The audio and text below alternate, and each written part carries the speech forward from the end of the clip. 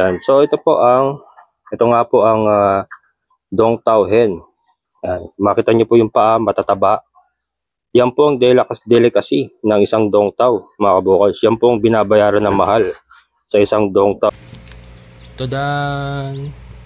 Okay, so alright.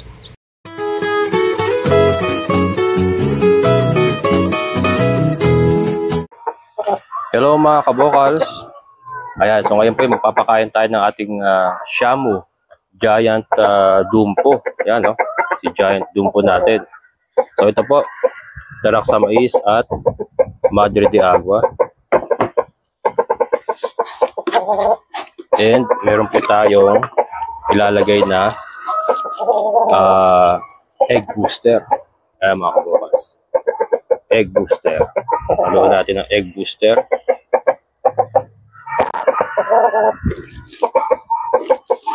Ito ay may partner. Ayan, maya papakita ko sa inyo si Dong Tao Hen, ang ating Dong Tao Hen.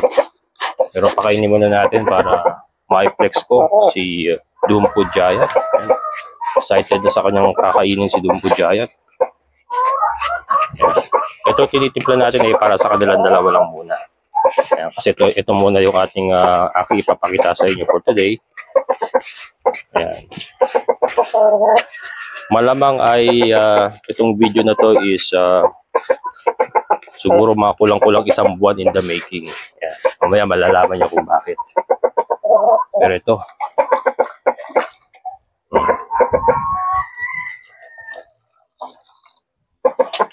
Isahin lang natin mga kabokals. Pinapakita ko lang sa inyo yung aking feeding. Kasi gusto kong ipakita rin sa inyo na ito mga mamahaling manok. Pero ang ating pinapakain lang ay ganito lang. And gusto kong ipakita rin sa inyo na malakas din silang kumain kahit Madre de Agua at darak sa mais lang. And syempre may nilalagay tayong vitamina kasi meron tayong project na ginagawa. Ayan, mamaya malalaman niyo mga kabokals kung ano ba yung ating project. Dito nakasalalay ang career ni kabokals. Career. Joke lang. Walang career. Biro lang. Ayan. Kainin natin siya.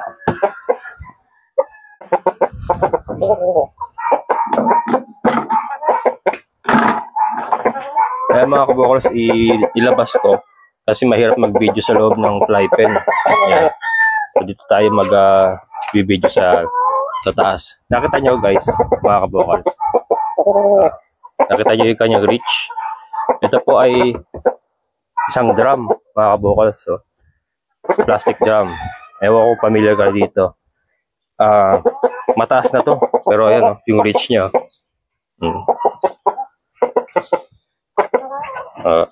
I-flex ko lang po muna yung kung gaano katangkad yung ating Dumpo Giant. Ayan, ito nga. Ito yung ating feeding. Ito. Pakita mo kung gaano katangkad. Oh.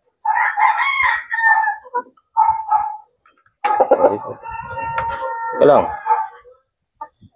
Ito may kabit eh. Yan.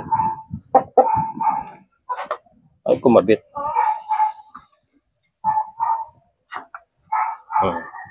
Yan, mga kabokals. So, can you see it? Nakita nyo naman kung gaano siya katangkad, mga kabokals. Yung ating Dumpo Giant. So, ito po yung yung drum. Lagpas pa siya sa drum. Balde. Balde. Malaking balde na yan mga kabokals. Yan. Ipiniplex ko lang po para makita nyo na ang ating gagamitin talaga sa project na to ay isa po talagang Dumpo Giant. Ito ay legit pure Dumpo Giant po ito dahil galing po ito sa isang legit na breeder na si Saldi de la Cruz. Yan, doon po sa mga Shamo enthusiast yan. I'm sure kilala niyo po si Saldi de la Cruz ng San Jose del Monte, Bulacan. Yan. Sa pong legit breeder yan. At sa kanya po natin nakuha itong si Dumpo Giant. Shamo Dumpo Giant. Ayan. Diba? Kumpara nyo lang po yung drum. Ayan. Sa drum na lang po kayo magbabase para maikumpara nyo po kung gaano kalaki si Dumpo Giant. Kaya ngayon papakita ko naman yung kanyang partner. Can you see it? Ayan. So ito naman mga kabokals ay yung ating Dong Tao hen. May pa ako. Wait lang. Yan. Ating Dong Tao hen. Nakita niyo yung paa? Maliksi masyado, maliksi. Yan po yung ating Dong Tao hen. Nakita niyo naman yung paa niya, mga kabokals. Dong Tao hen. Yan po sa mga hindi familiar sa Dong Tao. Ito po ay nag-originate sa Dong Tao Village, Vietnam. Yan. Also known as Dragon Chicken. Dragon Chicken, mga kabokals. This was once bred in Vietnam para sa royal family. Yan, so ito yung pinapakain nila sa royal family nung araw sa Vietnam. Sila lang ang may karapatang kumain ng ganitong klaseng manok nung araw. Dong Tao. Ito po ay isa rin pong legit breed. Nanggaling din po sa isang legit breeder na si Sarge Viador. Shoutout kay Sarge Viador. Sa Jose del Monte, Bulacan din. So ito pakakainin natin. Sandali lang, kukunin ko electric fan, mainit.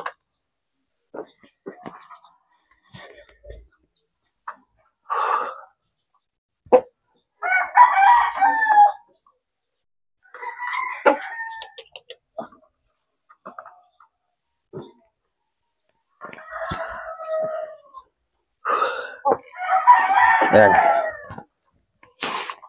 Mga kabokals, sensya na. Sobra init. Ibang pakiramdam ko ngayon mga kabokals sa init. Baka uulan mamaya. So ito yung kanyang pakainan din. So ito ay meron ding pares lang pala. Yung pinakita ko kanina. Pares lang yan. Ayan. Ayan. Dito ka. Para kita sa camera. Can you see it? Nakakita sa camera. O, dyan.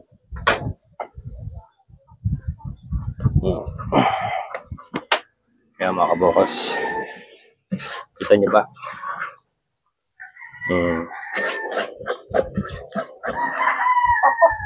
Dali. Kaya na. Matakot sa electric fan.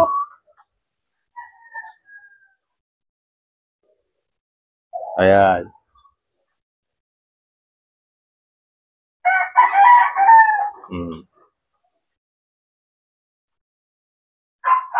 So nakita nyo naman, pares po silang magana kumain.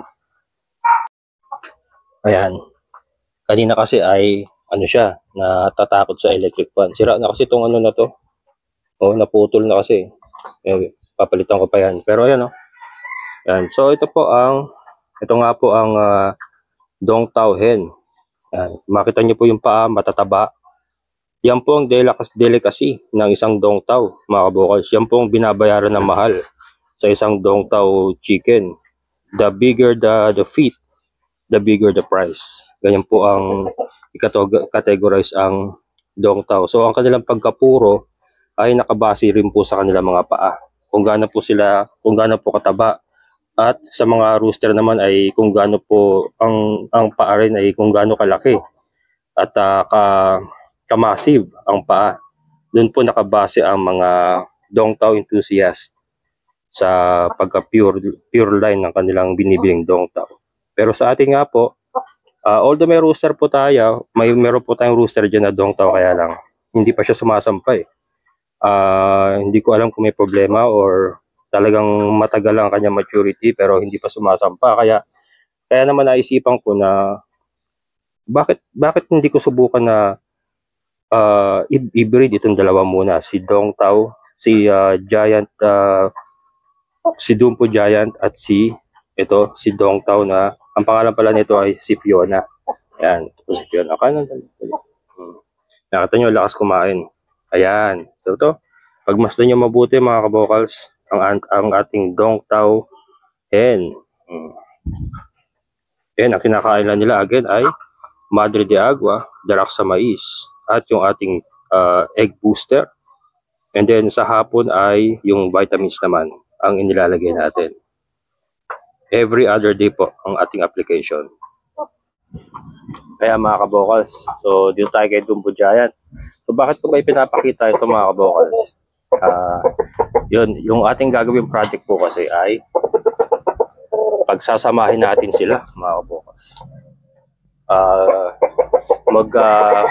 Mag-fusion tayo, fusion. Ayan, magko-crossbreed tayo ng Shamu, Dumpo Giant at ng Dongtao. So, parehong pure breed na Dumpo Giant, pure breed na Dongtao hen. Pagsasamahin natin. Tingnan natin, ano ba ang kalalabasan ng isang dinosaur? Dumpo Giant po kasi minsan tinatawag din pong dinosaur chicken yan. Kasi nga mala dinosaur ang kanilang laki, ang kanilang tangkad. Ano kaya ang mangyayari pagka pinagsama natin mga kabokals ang dinosaur at ang dragon? Yan. Ano kaya ang kalalabasan? Ito kaya yung maging isang Teletubbies? Yan malalaman natin mga kabokals. So ito, yun nga, sabi ko nga siguro more or less mga 1 month in the making po itong video na to. So nauna na mga kabokals yung aking ginawang pagbibreed, syempre. Gusto ko munang makita na maging successful bago ko i-vlog, syempre. Ayan. So ito po, ito yung next video mga kabokals, ipapakita ko sa inyo kung paano ko sila breed. Hindi natin sila pinagsama. Ang ginawa po natin ay hand breeding. So ayan mga kabokals. So ito nga po sila. At gagawa po tayo ng crossbreed Dumpo Giant at Dongtao. So abangan kung anong kalalabasan. Ito po mga susunod na video. Ito po yung mga previous video clip na kinuha ko habang nabibreed po kami. Up until sa pagsalang ko po ng egg nila. Ayan, so ito po. Ito po, panoorin nyo.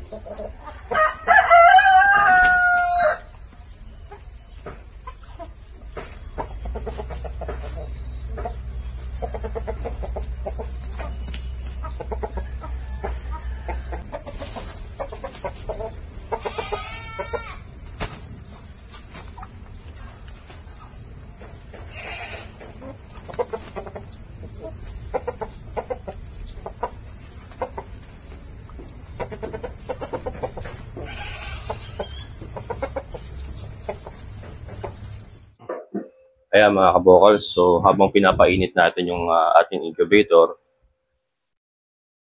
ay mamarkahan na natin itong itlog. yung ating cross Dumpo Giant Dong Tao. My precious. Ayan guys, napaka-precious nito. Dito nakabase ang magiging career ko. Hindi, joke. Hindi, excited lang ako guys kasi ito, first time po natin gagawin na magko-cross tayo ng dalawang magkaibang manok at dalawang parehas na mamahaling manok. So ano kaya ang kalalabasan ng isang dinosaur at isang dragon? Ayan. So ito, markingan po natin ng gamit ang lapis. Negative yung isang side. And then itong isang side, kailangan pantay. Ayan. Kailangan pantay. Para pag tinurn natin sila, pantay yung pagkaka-turn natin. Ayan. Positive sa kabila. Kailangan ingat ang pag-handle natin.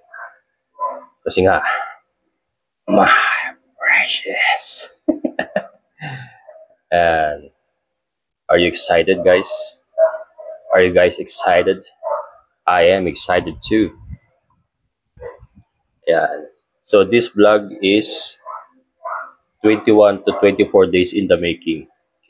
Ay, hindi. Hindi pa pala kasama yung mas patagal pa pala. Isang buwan. Kasi ang tatagal ng interval, mga kabokals, bago siya mag-lay uli yung ating Dong Tao. Ito nga ang huli ay 4 na araw ako naghintay bago siya nag-drop uli ng egg. Kaya nga ito, sinalang na natin kahit 4 pa lang sila. Kasi lalagpas na sila sa 10 days eh. Kahit nasa ref pa yung 3, ay lalagpas sila ng 10 days. So, baka masira. Kaya ito isasalang na natin. Ayan. Para makita natin yung at least itong 4 man lang na to ay mapisa. Okay na rin kasi para makita natin yung resulta talaga. Ayan, so ito magsasalang na tayo. Ayun na mga kabokals. So May 10. So May 10 ngayon ha.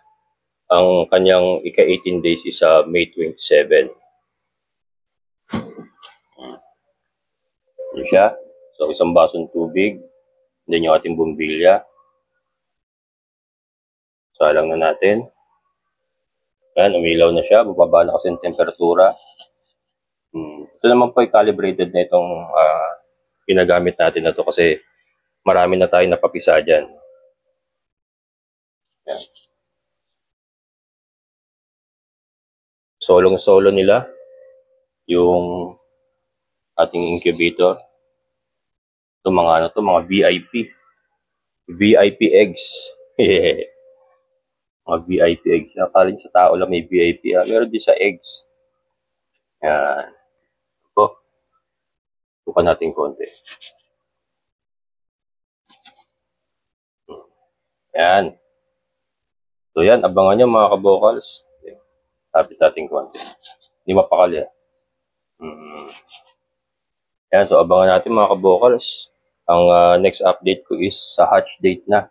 Para makita natin ang resulta ng crossbreed Dumpo Giant at Dong Tao. Kaya mga kabokals, May 30, update lang po sa ating sinalang. Ayun. Can you see it? Can you see it mga kabokals? Tadan!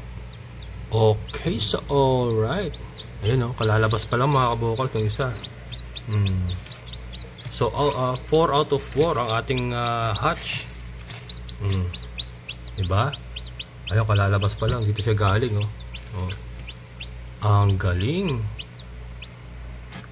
Ayun mga kabokals, 100% hatchability rate ang ating incubator ngayon.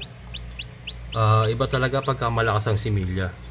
Ito sinasabi ko Kaya gusto ko yung mag-crossbreed mga kabokals. Lumalakas po ang manok or ang CCU talaga malakas pagka-cross. Yan po ang aking base sa experience ko na yan. Subok na subok ko na yan. Pagka crossbreed talaga mas malakas ang manok. Ayan. Ayan mga kabokals. So ito ay bukas na umaga ko na siguro to ilalagay sa karton kasi yun, nabasa pa oh. Mga bago pa lang kasi yan oh, mga ano pa yan. May hina pa. Ayan, ito tulog pa oh. Pero ang maganda dyan mga kabokals ay 100% ang ating hatching rate ngayon and 100% ang fertility rate ng ating sinalang na 4 na egg. Sara na natin. Ayan mga kabokals, so sinara muna natin at bukas na umaga ko na ita-transfer. So yun no, May 27 nga ang kanilang ika-18 days. So ngayon ay May 30. Saktong-sakto lang po. And then ito, meron na naman po tayong 4. Apat po yan. Yung pa rin yan, itlog pa rin ni Dong Tao yan at ni Dumpu Giant. 4 na piraso pa rin. And ito po ay sinalang natin noong May 23. Ayan, May 23. June 9 ang kanyang ika-18 days. Yan po. Matagal lang interval guys, kaya mga kabokals, kaya pa-apat-apat ang ating salang kasi hindi po tayo po pwedeng lumagpas ng 10 araw. Yun po ang pinakamaganda kasi na ano, ayun na, namatay na. 10 araw lang mga kabokals ang pinakamaganda kahit nasa ref pa yung itlog niya. Yung aking update at ako po natutuwa at natapos ko yung vlog na ito. Yan, sabi ko nga more or less is inabot po ng 1 buwan itong paggawa natin ng video na to, pero napakaganda naman po ng resulta kasi ayun nga 100% po ang ating hatching rate, 100% ang ating fertility rate.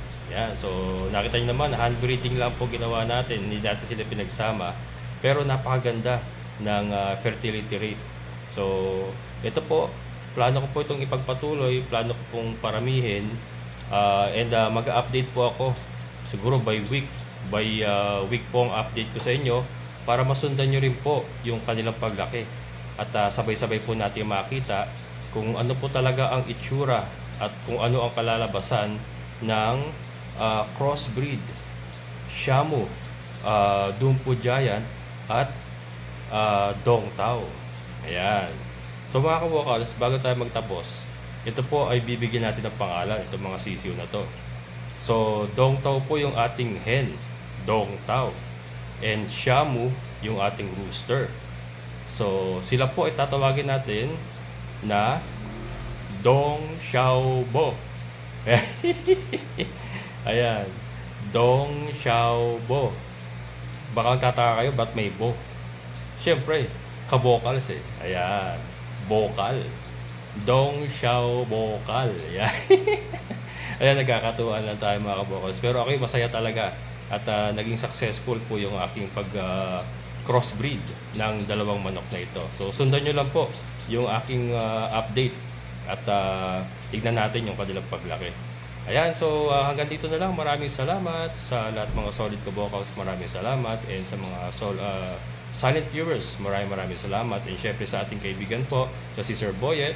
Yan, maraming salamat po. Hanggang dito na lang. Maraming salamat. Muli, ito ang inyong kabokals farmer na nagsasabi, sabay-sabay tayo mangarap, magsikap, at higit sa lahat ay kumilos at siguradong ulad ang ating amazing na buhay.